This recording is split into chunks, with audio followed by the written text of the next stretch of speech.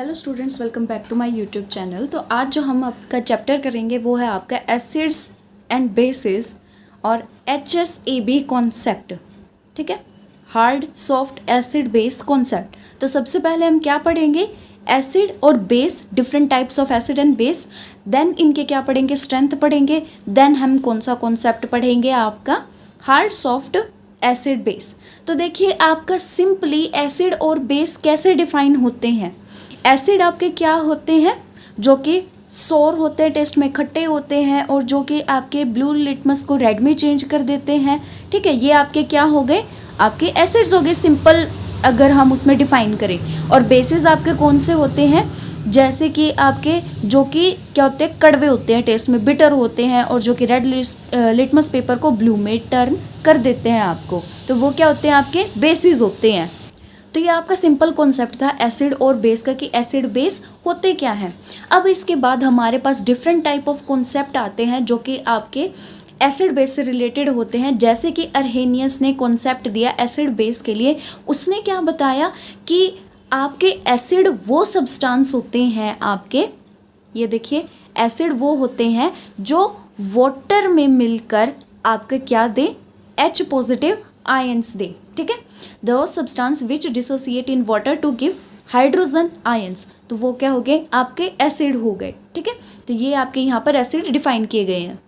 और जो आपके एसिड इससे ज़्यादा दे सकते हैं, H पॉजिटिव आयन एक से ज़्यादा दे सकते हैं, डिसोसिएट हो सकते हैं आपके, वो होते हैं पॉलीप्रोटिक एसिड आपके। तो उसके एग्जांपल आपको दिए गए हैं, जैसे कि H2SO4 हो गया आपका, HSO4 नेगेटिव हो गया। ठीक है, तो ये आपके क्या दिए गए हैं यहाँ पर, पॉलीप्रोटिक एसिड के एग्जाम्पल।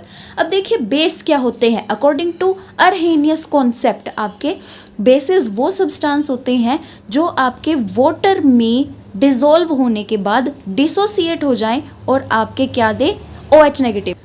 तो जो OH नेगेटिव देंगे वो क्या होंगे, आपके बेस होंगे। और अर्हेनियस कॉन्सेप्ट में एसिड कौन से होंगे, जो H पॉजिटिव देंगे। तो सबसे बेहतरीन एग्जांपल इसमें एसिड का क्या होता है, आपका HCl होता है, जिसमें आपको क्या मिलता है, H पॉजिटिव आयंस मिलते हैं। और आपके बेसिस में सबसे बेस्ट एग्जांपल क्या होता है, NaOH होता है, जो कि डिसोसिएट होने पर आपका OH नेगेटिव आयन देता है, जिसकी वजह से हम इसे बेस बोलते हैं।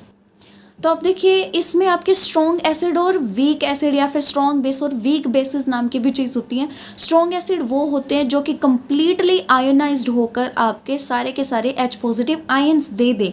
और आपके वीक एसिड वो होते हैं जो कि आसानी से H पॉजिटिव आयन नहीं देते। और ये कब नहीं देते, जब ये इजीली आपके आयोनाइज्ड नहीं होते या फिर कंप्लीटली आयोनाइज्ड नहीं होते। इनकम्प्लीट आयोनाइजेशन जब इनका होता है तो वो कौन से होते हैं, वीक एसिड। जब H पॉजिटिव आयन कम मिलेंगे तो क्या है, वो वीक एसिड।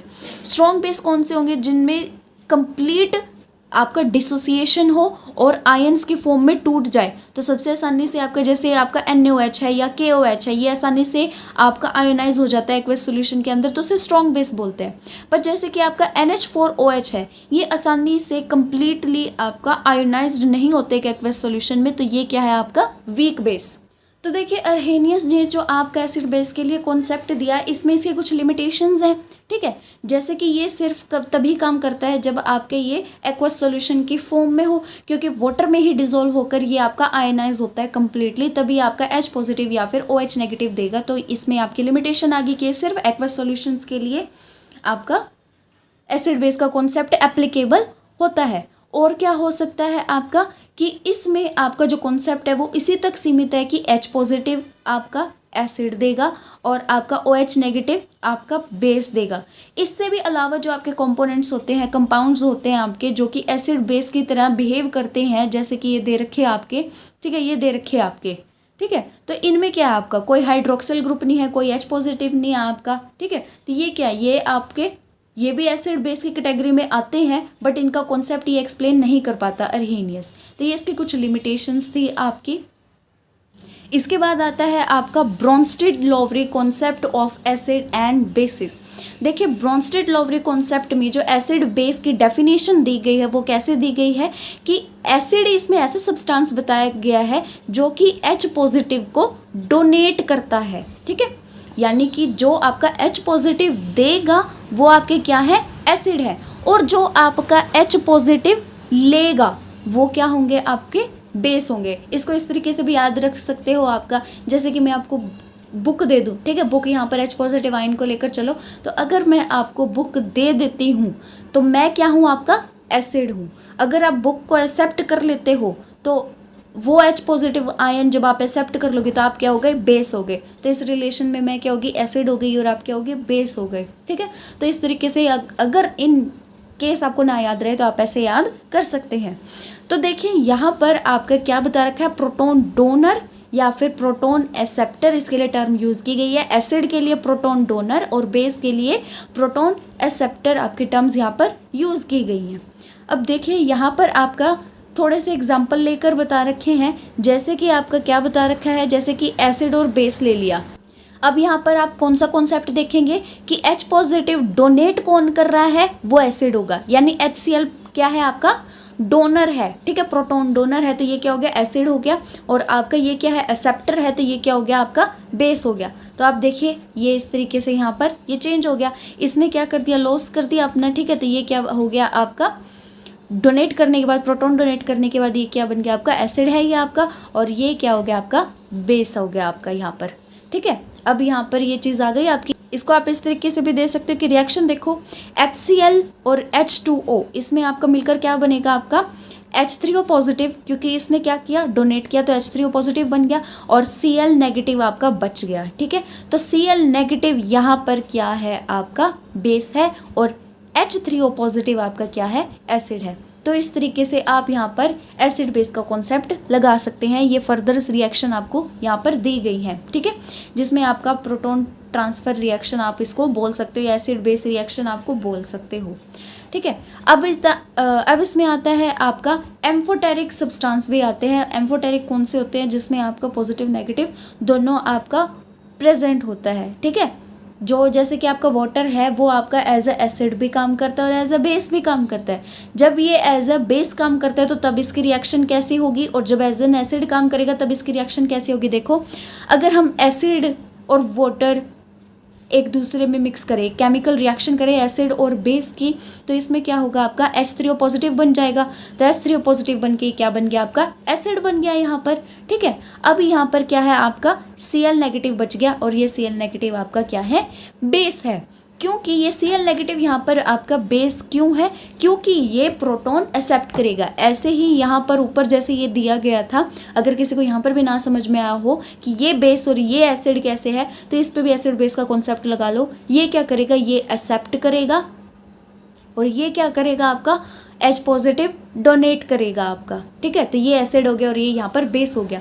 उसी तरीके से यहाँ पर भी सेम रिएक्शन है आपकी। ये क्या बनाएगा, यहाँ से H3O पॉजिटिव और Cl नेगेटिव अलग से निकल जाएगा। तो इस पे आपकी टेंडेंसी एक्सेप्ट करने की और इसकी टेंडेंसी है प्रोटॉन लूज करने की। तो ये एसिड है और ये बेस है आपका। अगर आपको एज एन एसिड काम करवाना है, ठीक है, आपके वाटर को एज एन एसिड काम करवाना है आपका, ठीक है, तो उसमें कैसे होगा आपका। तो एज एन एसिड में देखिए, वाटर लिया, ठीक है, वो यहाँ पर क्या काम कर रहा है, एज एन एसिड काम कर रहा है आपका, और बेस लिया आपका NH3। अब इसमें रिएक्शन कैसे होगी, ये H पॉजिटिव आपका दे देगा। ठीक है, H पॉजिटिव देगा तो यहाँ पर ये आपका क्या बन गया, डोनर बन गया, प्रोटॉन डोनर बन गया। तो जो डोनेट करता है वो क्या होता है, आपका एसिड होता है यहाँ पर। ठीक है, अब ये यहाँ पर एसिड हो गया, और यहाँ पर ये क्या था, बेस था आपका। यहाँ पर ये एसिड हो गया और यहाँ पर ये क्या है, NH3 आपका। NH3 यहाँ पर प्रोटॉन लेकर NH4 पॉजिटिव बन जाएगा, और आपका क्या बच गया, OH। और OH अपने आप में क्या होता है, बेस होता है, आपको पता ही है, OH आपका बेस होता है एज एन। ठीक है, तो ये इसमें आपके दो रिएक्शन दे रखे थे, as a base and as an acid. अब देखिए एक चीज़ और होती है जिसे हम कॉन्जुगेट एसिड बेस पेयर भी बोलते हैं। वो रिएक्शन ऐसी होती है जिसमें रिएक्शन में आपका एसिड और बेस दोनों प्रेजेंट होते हैं। जैसे कि आपका एसिड और बेस हमने क्या ले लिया, HCl और NH3। ठीक है, एसिड है HCl3 और NH3 आपका बेस है।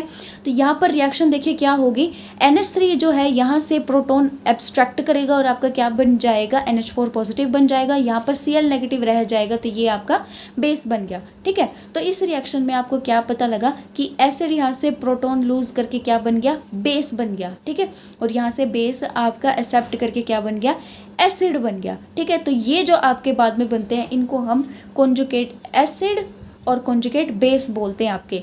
इस एसिड का कॉन्जुगेट बेस क्या होगा आपका Cl नेगेटिव, और इस बेस का कॉन्जुगेट एसिड क्या होगा NH4 पॉजिटिव। तो ये कॉन्जुगेट एसिड बेस पेयर्स आपके यहाँ पर प्रेजेंट होते हैं, जिन्हें कि हम एज एन कब बनाते हैं, कैसे फॉर्म होते हैं ये, बाय द गेन और loss of proton, these are known as conjugate acid base pairs. जैसे कि आपका Cl negative HCl NH4 positive NH3 जैसे कि यहाँ पर दिया गया है। इसके बाद आपका आता है, देखिए ये कॉन्सेप्ट में आप यहाँ पर भी आपको देख सकते हैं, यहाँ भी देखने को मिल रहा है आपको, जैसे कि यहाँ पर क्या है, एसिड क्या है आपका conjugate base plus H positive, और कॉन्जुगेट एसिड क्या है बेस प्लस H पॉजिटिव। यानी ये पहले बेस था, ठीक है, बेस ने H पॉजिटिव एक्सेप्ट किया तो ये क्या बन गया कॉन्जुगेट एसिड। अगर आपका कॉन्जुगेट बेस जो है, मतलब जो कॉन्जुगेट बेस अगर ये H पॉजिटिव एक्सेप्ट कर लेता तो क्या बन जाता है एसिड। तो इस तरीके से इस कॉन्सेप्ट को आप पढ़ सकते हैं। यहाँ पर काफ़ी सारे आपके एग्जाम्पल दिए गए हैं जिन्हें आप पढ़ सकते हैं।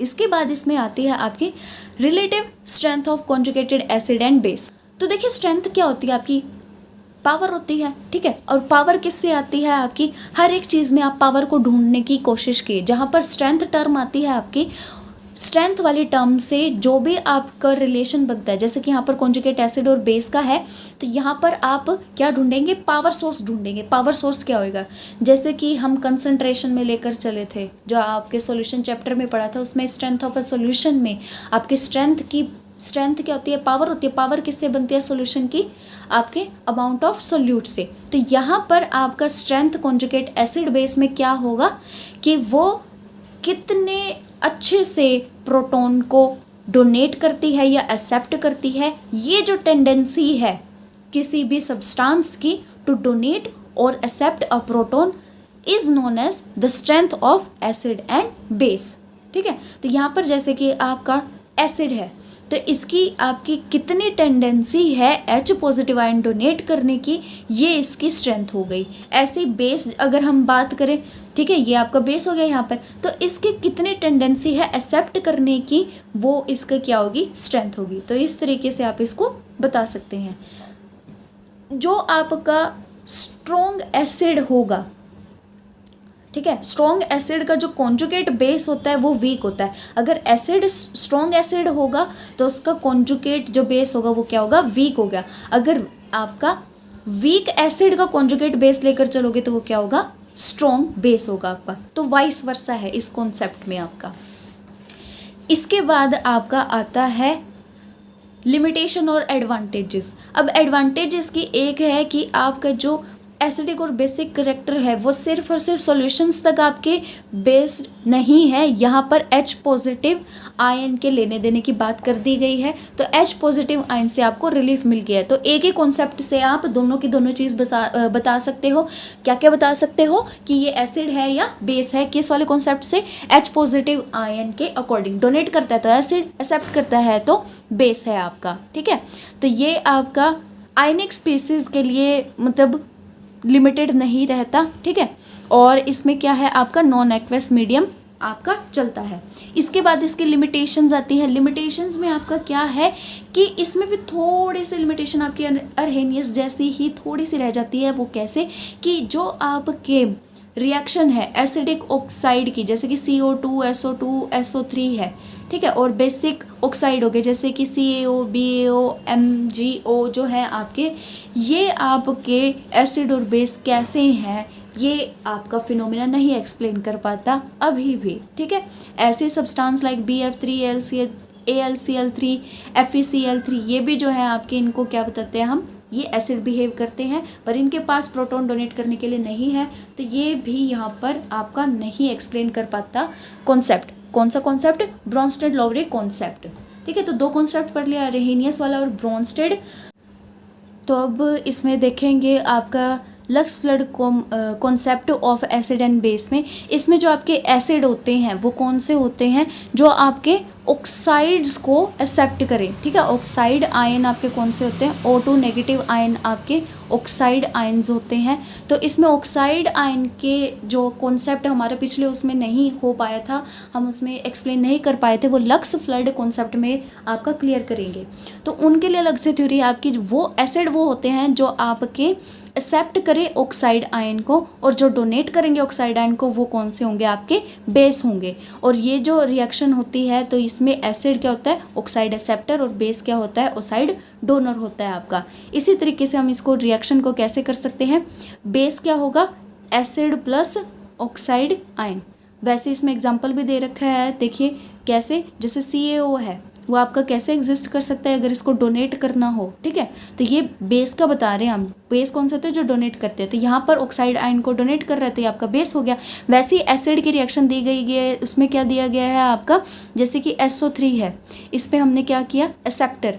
आपके एसिड कौन से होते हैं, एक्सेप्टर होते हैं। तो ऑक्साइड आयन को एक्सेप्ट करना है, तो देखिए ये एसिड है, ये ऑक्साइड आयन को एक्सेप्ट कर रहा है, तो इस तरीके से ये बना रहा है आपका। तो इस तरीके से आपकी ये रिएक्शन यहाँ पर बताई गई है। इसके काफ़ी सारे एग्जाम्पल हैं जो कि आपके दे रखे हैं यहाँ पर, आप जिनको पढ़ सकते हैं बेसिक और एसिडिक कंडीशन के अंदर, जहाँ पर दोनों के दोनों शो करते हैं। वो कौन से होते हैं, एम्फोटेरिक होते हैं आपके। तो यहाँ पर ZNO का एग्जाम्पल दिया गया है एम्फोटेरिक के लिए।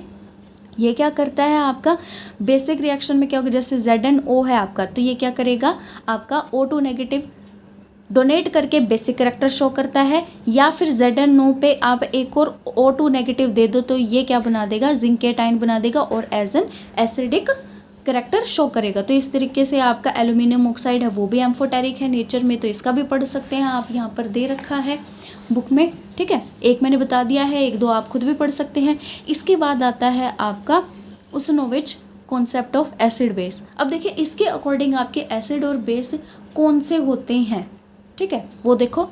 तो देखिए यहाँ पर एसिड और बेस कौन से, आपके एसिड वो होंगे जो कि आपके अनायन को एक्सेप्ट करे। तो ए से याद रखें, अनायन, इसमें आपके एसिड वो होंगे जो कि अनायंस को एक्सेप्ट करेंगे या फिर इलेक्ट्रॉन्स को, ठीक है। तो बेस कौन से होंगे आपके, जो कि आपके यहाँ पर गिव अप करेंगे अनायंस को और इलेक्ट्रॉन्स को और कंबाइन करेंगे कटाइंस के साथ। तो देखिए जब हम इसको करेंगे आगे एग्जांपल के साथ तो ही आपको ज़्यादा अच्छे से पता लगेगा। जैसे कि एग्जांपल यहाँ पर दिया गया है, HCl एक एसिड, NaOH एक बेस दिया गया है, और ये कंबाइंड करके क्या बनाते हैं, एसिड बेस सॉल्ट बनाते हैं। जैसे कि ये एसिड है और ये बेस है, और यहाँ पर क्या बना दिया, सॉल्ट बना दिया आपका, और आपका क्या निकलेगा, साथ में वाटर निकलेगा। तो यहाँ पर आपके ये इस तरीके से एसिड और बेस आपके बताए गए हैं। इनकी सारी प्रॉपर्टीज़ लिख लो। जैसे कि ये क्या होते हैं, आपके जो एसिड होते हैं वो क्या करते हैं, बेस के साथ मिलके अपना कटायनिक जो करैक्टर होता है वो छोड़कर आपके अनायन को एक्सेप्ट कर लेते हैं, इलेक्ट्रॉन्स को एक्सेप्ट कर लेते हैं। वैसे बेस के लिए आपका क्या बता रखा है, अपना अनायनिक करैक्टर ये गिव अप कर देते हैं और क्या करते हैं, आपके इलेक्ट्रॉन्स को दे देते हैं। इनको डोनर होते हैं ना आपके, ये एक्सेप्टर होते हैं, तो ये इलेक्ट्रॉन्स को गिव अप कर देते हैं और कंबाइन कर जाते हैं कटाइंस के साथ। तो ये इनकी सारी की सारी प्रॉपर्टी यहाँ पे कंबाइंड आपके लिखी गई हैं। तो इनको रिएक्शंस हैं कुछ यहाँ पर, ठीक है, वो आप देख सकते हैं। एसिड बेस की एक नॉर्मल रिएक्शन मैंने आपको यहाँ पर बता दी है। दूसरी एक दो एग्जाम्पल करनी है तो आप यहाँ पर कर सकते हैं अपनी मर्जी से, कोई प्रॉब्लम नहीं है। इसके बाद आखिरी आपका एक कॉन्सेप्ट आता है एसिड बेस का, जिसे हम सॉल्वेंट सिस्टम कॉन्सेप्ट बोलते हैं, जो कि एसिड बेस के लिए है, जो कि आपकी KDLC ने दी थी 1928 में, जो कि किस पे डिपेंड करती है, सेल्फ आयनाइजेशन ऑफ सॉल्वेंट पे आपके डिपेंड करती है। और ये आपके सोल्यूट के बिहेवियर को एक्सप्लेन करती है डिफरेंट सॉल्वेंट के अंदर इन टर्म्स ऑफ आपके कि वो कैसा सोल्यूशन फॉर्म करेंगे। तो देखिए according to solvent system concept, आपका एसिड वो सब्सटेंस होंगे जो कि आपके क्या हो, डायरेक्ट डिसोसिएशन में चले जाएं, ठीक है, या फिर क्या होंगे, रिएक्ट कर जाएं आपके सॉल्वेंट के साथ और कटाइनिक करैक्टर ऑफ द सॉल्वेंट आपका शो करें, ठीक है। इसके बाद बेस आपका कौन सा होगा, जो कि आपके क्या हो, डायरेक्ट डिसोसिएशन हो आपके, ठीक है। डिसोसिएशन तो दोनों में ही होगा आपका, डायरेक्ट डिसोसिएशन होना चाहिए, या फिर आपका वो क्या करे, रिएक्ट करे सॉल्वेंट के साथ और आपका अनायनिक करेक्टर सॉल्वेंट के साथ आपका बना ले। ठीक है, तो इस तरीके से आपका एसिड में कौन सा होगा, आपका कटायनिक करेक्टर, और आपका बेसिक में कौन सा होता है, अनायनिक करेक्टर होता है सॉल्वेंट के साथ। तो इस कॉन्सेप्ट में जैसे कि आपका वाटर है, वाटर किस में डिसोसिएट होता है, H पॉजिटिव और OH नेगेटिव में। तो यहाँ पर ये क्या है, कटायनिक करेक्टर है और ये क्या है, अनायनिक करेक्टर है आपका। ठीक है, तो इस तरीके से आपको यहाँ पर बताई गई हैं चीज़ें। जैसे कि आपका यहाँ पर क्या ले लिया है मैंने, अब आपका एसिड ले लिया गया है, उसका वाटर के अंदर, सॉल्वेंट के अंदर इसका बिहेव देखेंगे। HCl प्लस H2O आपका क्या बनाएगा, H3O पॉजिटिव और Cl नेगेटिव। तो ये क्या बना दिया यहाँ पर, कटायनिक करेक्टरिस्टिक बना दी। ऐसे ही अगर आप बेस को वाटर के अंदर लोगे, सॉल्वेंट के अंदर लोगे, तो ये क्या बनाएगा, NH4 पॉजिटिव बनाएगा, OH नेगेटिव आयन आपका निकल जाएगा। तो अनायनिक करेक्टर किसका हुआ आपका यहाँ पर, अनायनिक करेक्टर ये वाला हो गया आपका। ठीक है, तो इस तरीके से यहाँ पर आपको ये चीज़ें बताई गई हैं। ठीक है, अनायनिक करेक्टर हो गए आपके, कटायनिक करेक्टर हो गए। तो ये आप यहाँ पर इसमें सॉल्वेंट सिस्टम में इसके अंदर देखेंगे। अब ये यहाँ पर सॉल्वेंट लिया गया है और अनायनिक एसिड आयन यानी कटायन, बेसिक आयन यानी अनायन यहाँ पर आपको बताए गए हैं कि इनके अंदर आपका किस तरीके से बनता है। ये कुछ एग्जांपल्स हैं, एक दो तो मैंने यहाँ पर आपको ऊपर ये वाले बता दिए हैं, इनको पढ़ना है तो आप पढ़ सकते हैं। बस एक थोड़ा सा यहाँ पर एक चीज़ बताई गई है इसमें, वो क्या बताई गई है, आपका यूरिया का बिहेवियर बताया गया है वाटर के अंदर और आपका अमोनिया के अंदर बताया गया है। तो देखिए, जब हम यूरिया को डिसॉल्व करते हैं वाटर के अंदर तो ये न्यूट्रल सॉल्यूशन देता है, यानी एसिडिक बेसिक करेक्टर आपका नहीं देता, कटायनिक अनायनिक करेक्टर नहीं देता। पर उसी यूरिया को अगर हम आपके किस में करते हैं, अमोनिया में अगर डिसॉल्व करते हैं तो ये आपका कटायनिक करेक्टर शो कर देता है। ठीक है, ये क्या करेगा, एज अ बिहेव आपका एज अ एसिड बिहेव करेगा और कटायनिक करेक्टरिस्टिक आपका देगा। जबकि आपका NH3 भी आपका ये वाला बिहेव शो करता है और H2O भी आपका दोनों को दोनों, H2O वाले में तो आपका एसिडिक और बेसिक भी दोनों बिहेवियर शो करते हैं, तो इसमें तो करना चाहिए था बट ऐसा नहीं होता। वाटर में तो ये नहीं करता बट अमोनिया में आपका करता है। तो ये एक आपका यहाँ पर एक तरीके से क्या बता रखा था, लिमिटेशन बता रखी थी या फिर एक्सेप्शन बता रखी थी। एक्सेप्शन मान लो, और भी बतेरे सारे एग्जाम्पल दे रखे हैं। तो आगे आपको एक छोटा सा ये वाला टॉपिक पढ़ना है जिसे हम relative strength of acid and base यहाँ पर बता रहे हैं। ठीक है, इतना तो मैंने सारे एसिड बेस कॉन्सेप्ट आपको समझा दिए हैं, बस आपको एक ये छोटा सा टॉपिक पढ़ना है जो कि आपका सिर्फ 2 पेजेस का है यहाँ पर। ठीक है, तो इसको पढ़ लीजिएगा।